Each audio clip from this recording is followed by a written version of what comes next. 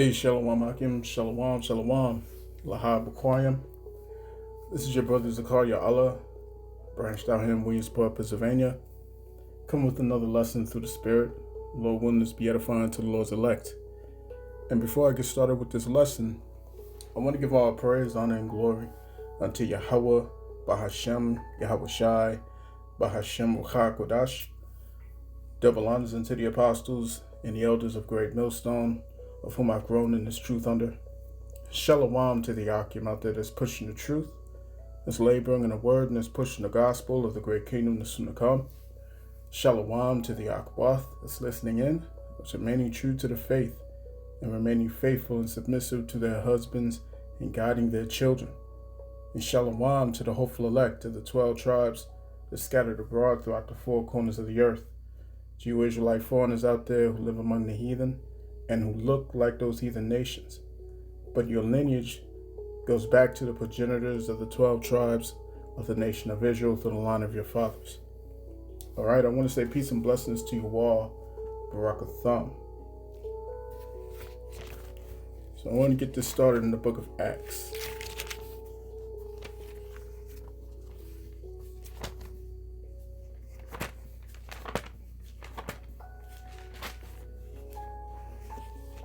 All right, let's go to Acts chapter 17.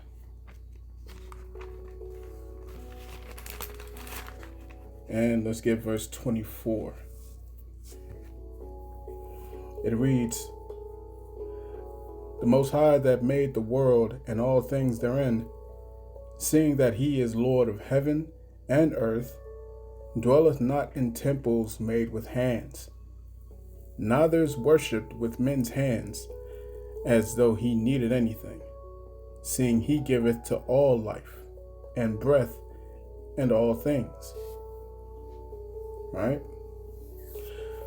So the name of this lesson is, their false temple won't stop the true temple from being built. All right?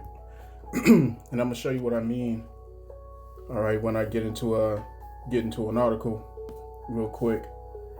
But as we can see in these last days, the awakening of the Israelites, you know what I'm saying? You so-called Negroes, Latinos, and Native Indians, all right? Specifically, I should say, the elect remnant of Israel, all right? The world is responding to this event, this great awakening, as we like to call it. You know what I'm saying? A sort of resonance, if you will. You know what I'm saying? Talking like a sort of pulse, okay? And it's taking place around the planet. You know what I'm saying? As Yahweh Shai said that it would. All right?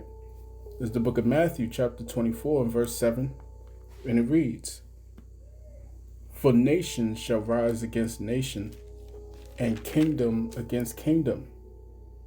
And there shall be famines, and pestilences, and earthquakes in diverse places." All right. So what's he talking about, man? We can see it happening in these last days, man. All over the place. As a matter of fact, let me show you something real quick. Bear with me. All right. So this is from the economiccollapseblog.com. And it reads, "Was the earth really hit by 396 earthquakes of magnitude 5.0 or greater in 30 days? Or is the true number even higher?" Right? And as you can see, okay, this is it's unprecedented. You know what I'm saying? Definitely unprecedented. Why have there been so many large earthquakes in recent weeks? This is something that people on social media are really buzzing about right now. And I'm certainly glad that they're buzzing about it, because what we've been witnessing is not even close to normal. We really are in the early chapters of an extremely apocalyptic chapter in human history. And people need to hear the truth. All right? So just to give you a feel of what we're talking about, man. All right, so let's go back. So yeah, man, earthquakes are getting stronger and more frequent now. You know what I'm saying? You have volcanoes, all right, volcanoes that have slept for hundreds of years, all right? The volcano that erupted on the coast of Russia, off the coast of Russia, you know what I'm saying? The seismologists, they say that volcano's been asleep for 600 years. You know what I'm saying? And now it's erupted. Okay? You got animals that's changing their migration patterns. Right? You got and that's also in the scriptures, man. The scriptures say that the animals shall change their course. Let me see if I can find that real quick. Bear with me. All right, so this is the book of 2nd Esdras, chapter 5, and verse 9. It reads, verse 8. 2nd Esdras 5 and 8. It says, there shall be a confusion also in many places, and the fires shall be oft sent out again, and the wild beasts shall change their places.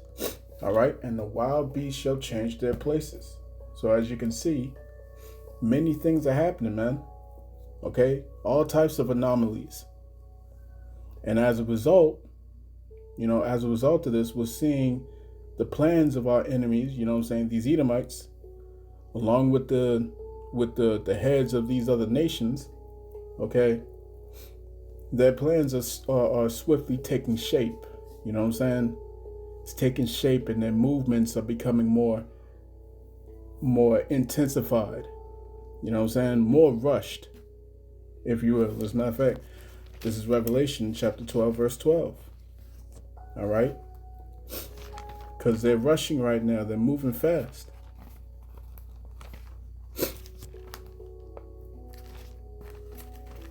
This is Revelation 12 and verse 12. Therefore rejoice, ye heavens, and ye that dwell in them. Woe to the inhabitants of the earth and of the sea, for the devil is come down unto you, having great wrath, because he knoweth that he hath but a short time. All right?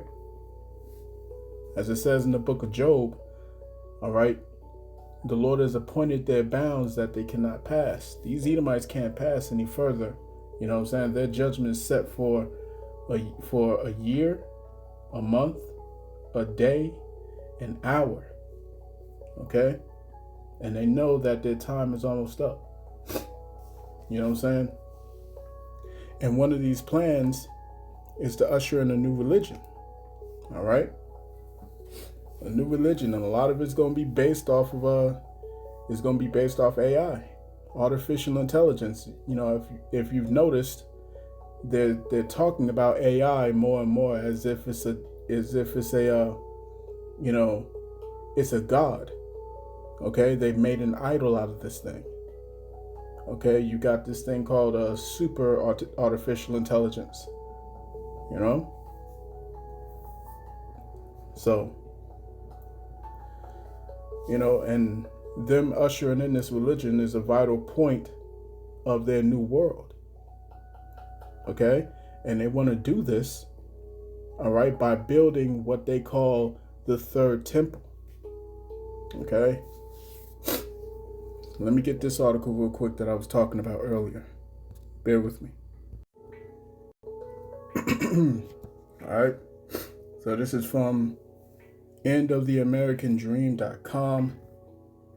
All right. And the title reads, The Temple Institute declares it's time to build as road signs pointing to the future temple go up around Israel.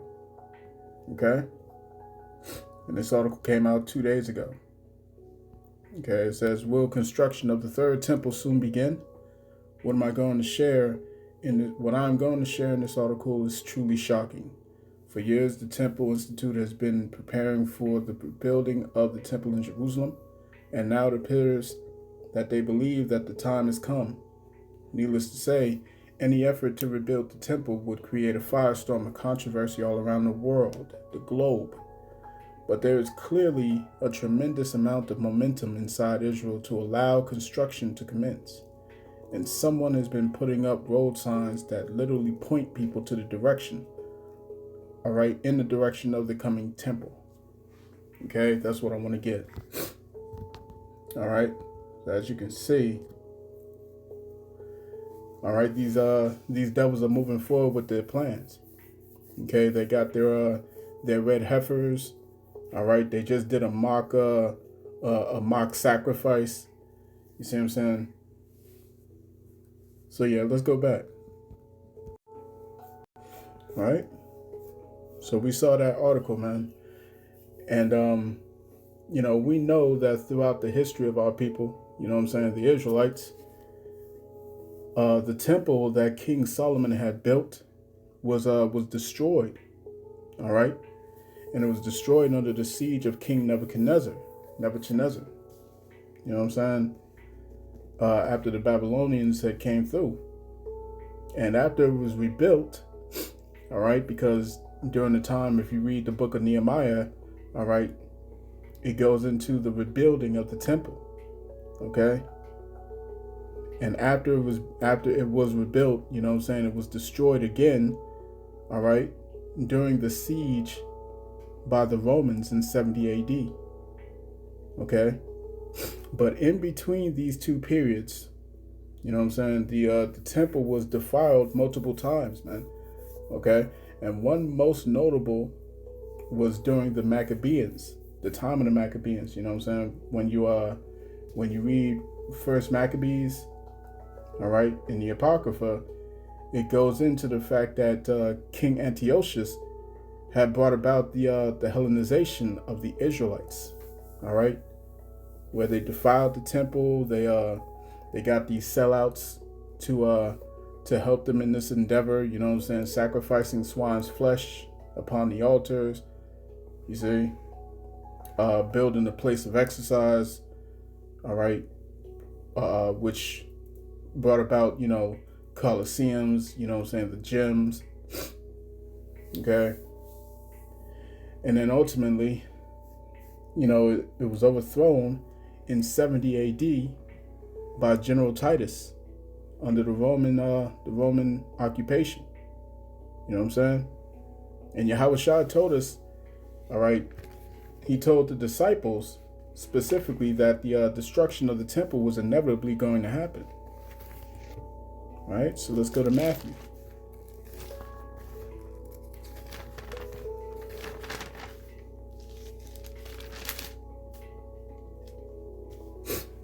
All right, back to Matthew chapter 24. And let's see, verse 1. It says, "And Yahushua went out and departed from the temple. And his disciples came to him to show him the building of the temple. And Yahushua said unto them, See ye not all these things? Verily I say unto you, there shall not be left here one stone upon another that shall not be thrown down." All right, Yahushua knew this was coming. Okay? And so he prophesied that. He told his disciples that this was going to happen. Right? And all of this, keep in mind that all of this was for a purpose. It all had a purpose. Okay? It had to happen. Okay? Yahushua came to usher in a new priesthood. Okay? If you read the Old Testament, you go into the order of Aaron that was established. All right? And then, in Yahushua's walk, he expresses how this whole system had to change. All right, and that's what he was sent for, to ultimately bring about a better promise.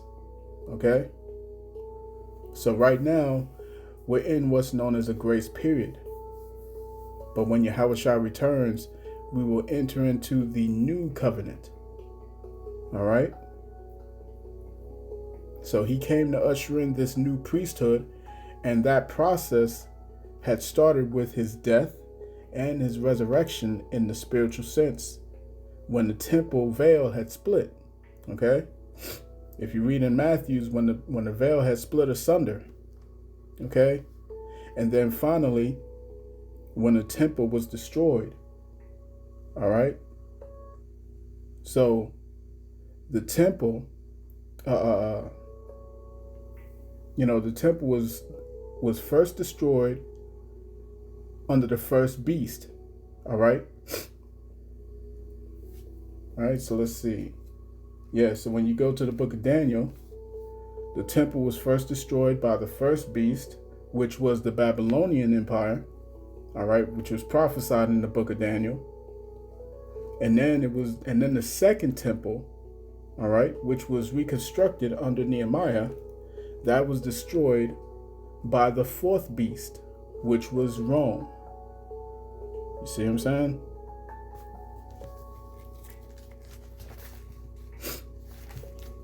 Let me get this in Hebrews.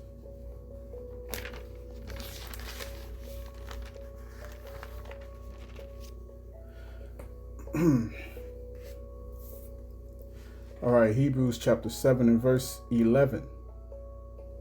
It reads, if therefore perfection were by the Levitical priesthood, for under it the people received the law, what further need was there that another priest should rise after the order of Melchizedek, and not be called after the order of Aaron? You see what I'm saying? And that's the whole point. All right, that's the whole point. Yahushua mission was to also break away the old Levitical priesthood. All right, the Levitical priesthood was based upon the tribes of Levi. The Levites were the priests. You see what I'm saying? Verse 12, for the priesthood being changed, there is made of necessity a change also of the law. All right. And what was that change of the law? The change of the law is now we do not sacrifice, all right, with animal blood. We don't do that anymore. Yahushua is the sacrifice, and he only had to die once. You see what I'm saying? And that was for the elect. All right. To begin first with the elect, and then it would extend to the rest of the Israelites. All right. Continue on, verse 13. For he of whom these things are spoken pertained to another tribe, of which no man gave attendance at the altar. What is that talking about? Well, like I just said, the Levitical priesthood was based upon the order of Aaron in the tribe of Levi. All right, the Levites were known as the priests, the tribe of priests. You see what I'm saying? But the new priesthood is not coming from one that's from that tribe.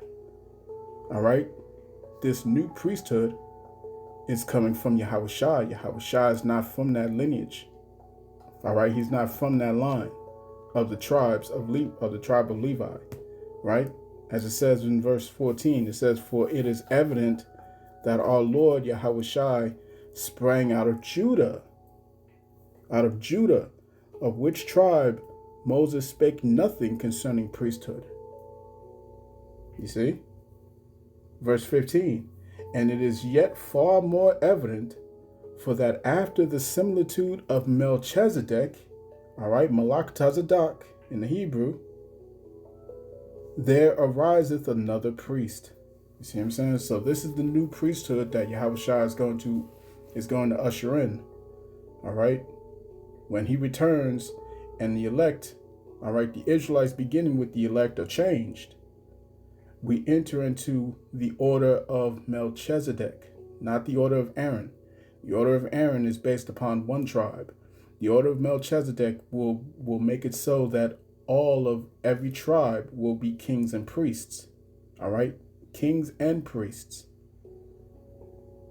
You see? So now, You know, we're in the transition period. You see what I'm saying? Before we can get there. Okay?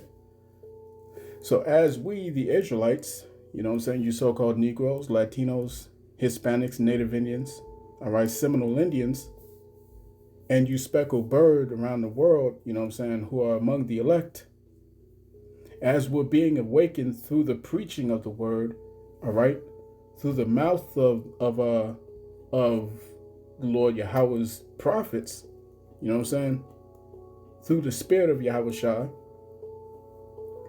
the elect are being gathered through this word, man. The elect are being gathered through the preaching, right?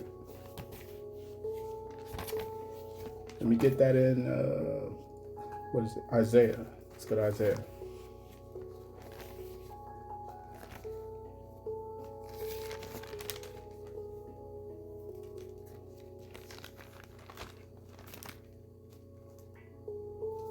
All right, this is Isaiah 34:16. Seek ye out of the book of the Lord and read. No one of these shall fail. None shall want her mate. For her mouth it hath commanded. Her mouth, all right? The mouth is it's talking about the prophets. All right, the prophets are the Lord's mouthpiece through the Spirit. Okay? For my mouth it hath commanded, and his spirit it hath gathered them. All right? And the spirit that's gathering them is through this word. Okay? That's the importance of the prophets. The prophets are meant to speak these things into existence. You see what I'm saying? So the prophets were stationed to come here and prophesy. All right? That was the point. That was the whole mission. And as the prophets have spoken, now you can see the reaction of the planet. Now you can see the reaction that's happening all around the world now, right? As Yahweh Shai had said, this was going to take place. Okay, let's go to Matthew. Let's go back to Matthew, the 24th chapter. Matthew 24 and verse 14. And this gospel of the kingdom shall be preached in all the world for a witness unto all nations, and then shall the end come. You see, you have prophets all around the world, man. In London, all right, in South America, in Africa, all right, in the Philippines, in Germany. You have prophets all around the world, especially here in America. Okay? And this word is reached throughout the four corners of the earth, and it is reached into the gates of the nobles, as is written in the book of Isaiah, the 13th chapter. Right? So now that this word is gathering the elect, okay, through the mouth of the prophets, the true temple is being constructed. All right? The true temple. And that's not being built with bricks. It's not being built with mortar. Okay? It's being built through the Spirit. Right? So let's go to Malachi.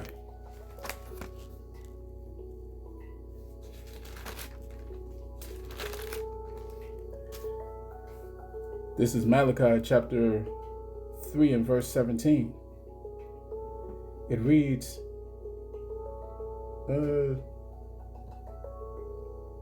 let me start at verse 16. Malachi chapter 3, verse 16. It says, Then they that feared the Lord spake often one to another, and the Lord hearkened and heard it. And a book of remembrance, which is the Bible, was written before him for them that feared the Lord, for them that feared Yahweh, and that thought upon his name. Verse 17. And they shall be mine, saith Yahweh of hosts, in that day when I make up my jewels, and I will spare them as a man spareth his own son that serveth him. All right? His jewels. All right? The elect of the nation of Israel are his jewels, man. Let's go to Lamentation. And it begins with the men. starting with the 144,000. Let's go to Lamentations chapter 4.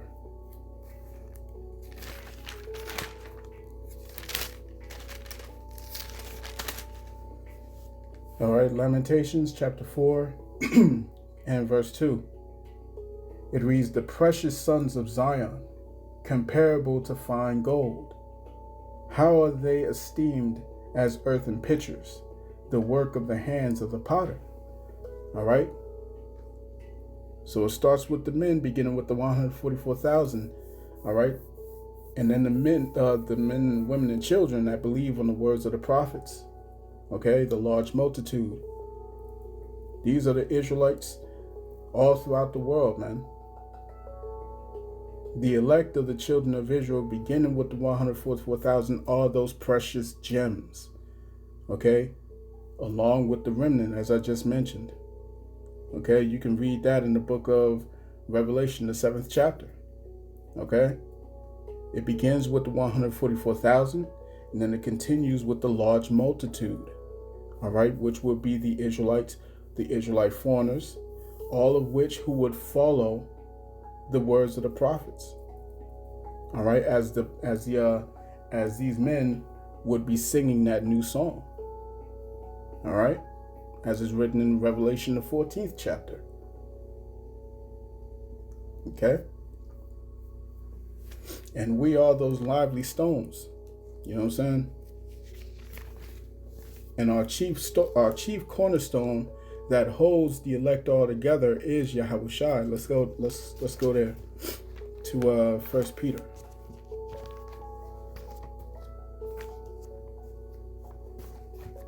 I'm trying not to make this too long. Let's see. 1 Peter.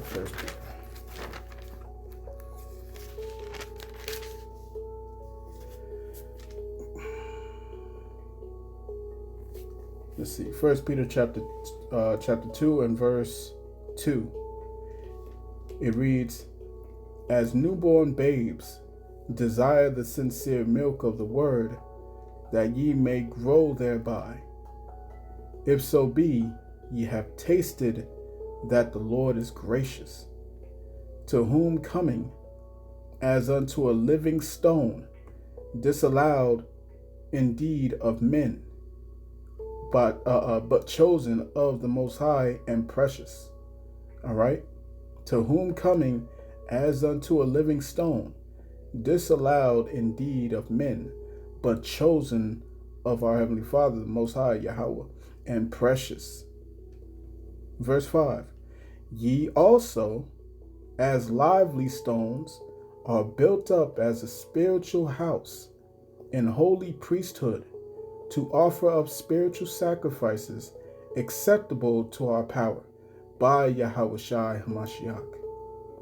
Wherefore also it is contained in the scriptures, Behold, I lay in Zion a chief cornerstone, elect, precious, and he that believeth on him shall not be confounded."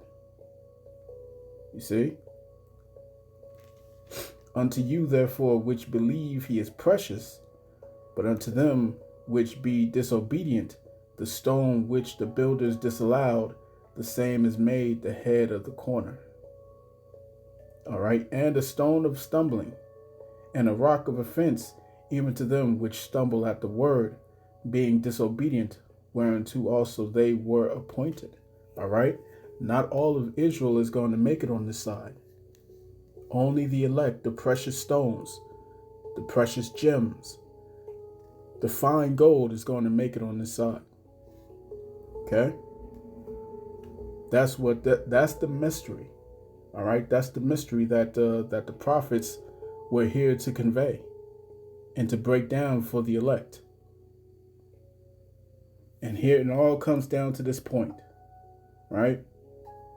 It all comes down to where we are now. This is why it's so critical that these Edomites, the elites of these Edomites, the elite banking families, you know what I'm saying? All right, the Rothschilds, the Rockefellers, the Warburgs, the Gettys, the DuPonts, the Oppenheimers, so on and so forth. All right.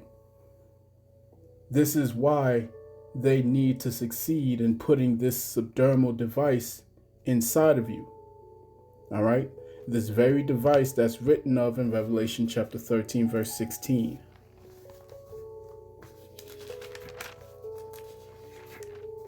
Revelation 13 and 16, and he causeth all, both small and great, rich and poor, free and bond, to receive a charagma in their right hand or in their foreheads.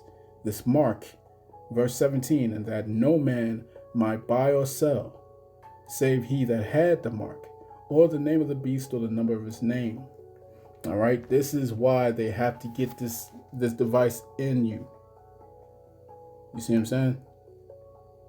They know that the elect have been born with the key. Okay? They know this.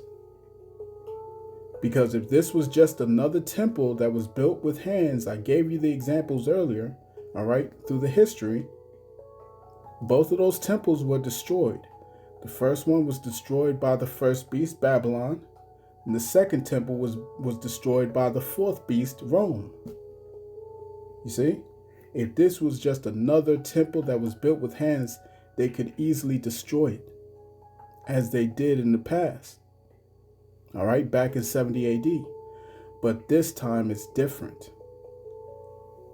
All right, and the elite families know this. You see?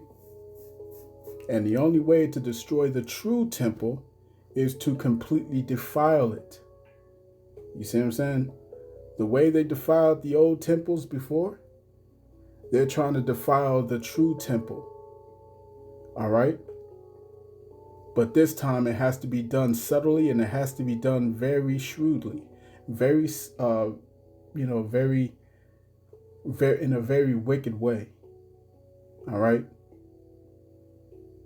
They have to do this. They have to defile the temple down to the very genetic structure, your DNA. And this is the hour of temptation that we're talking about in the scriptures, man. This is the hour of temptation written of in Revelation chapter 3, right?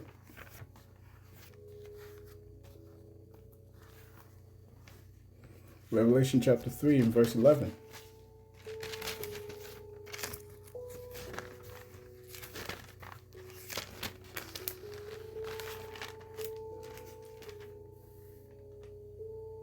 Slakia, verse 10, Revelation 3 and 10.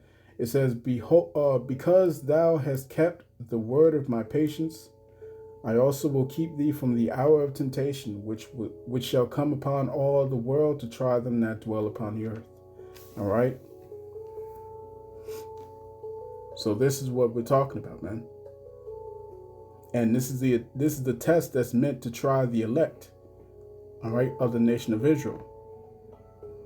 Our Lord Yahweh Shai, all right, Yahweh Bahashim Yahweh Shai wants us to go through, all right, the fire of adversity, man. You know what I'm saying? This is written in the book of Zechariah, the 13th chapter, all right, verse 9. Okay? We have to go through that fire, man.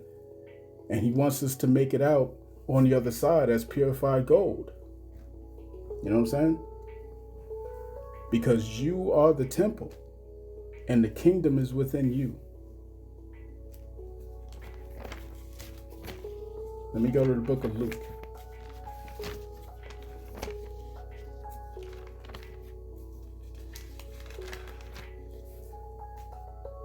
This is Luke chapter 17, verse 20. It says, and when he was demanded of the Pharisees when the kingdom of the Most High should come, he answered them and said, the kingdom of the Most High cometh not with observation, neither shall they say, lo here or lo there. For behold, the kingdom of our power is within you. Let me end it off in the book of Ezekiel.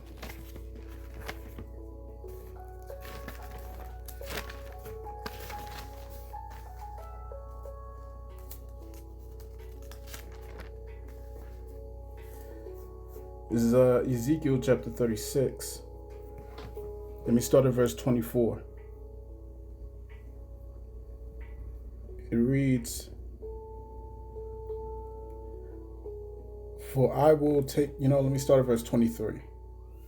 It says, and I will sanctify my great name, which was profaned among the heathen, which ye have profaned in the midst of them. And the heathen shall know that I am the Lord Yahweh, saith Yahweh power, when I shall be sanctified in you before their eyes.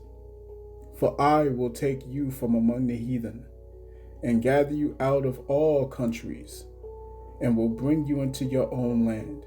This is talking about all the Israelites, all right, all the Israelites of the elect, okay? And they're all going to be gathered from every country that they've been scattered into. You see what I'm saying? And will bring you into your own land. Verse 25. Then will I sprinkle clean water upon you, and ye shall be clean. From all your filthiness and from all your idols will I cleanse you. A new heart also will I give you, and a new spirit will I put within you, and will take away the stony heart of your flesh, and I will give you an heart of flesh. All right. Verse 17, verse 27, it says, and I will put my spirit within you, and cause you to walk in my statutes, and ye shall keep my judgments and do them.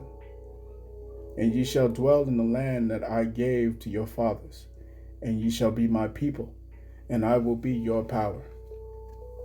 You see what I'm saying? This promise is only given to the Israelites, and only the elect of the nation of Israel will see that promise on this side, all right, which is known as the first resurrection. And we're going to dwell in the land of the Lord forever, man. You know what I'm saying? But it all starts within you. So I want to say, Kal Haloyim La, Allahayanawa, Yahweh, Bahashem, Yahushai, Bahashem, Rakak Wadash. Double honors to the apostles and the elders of Great Millstone who rule well and who teach well. Peace and blessings to the hopeful elect. Shalom.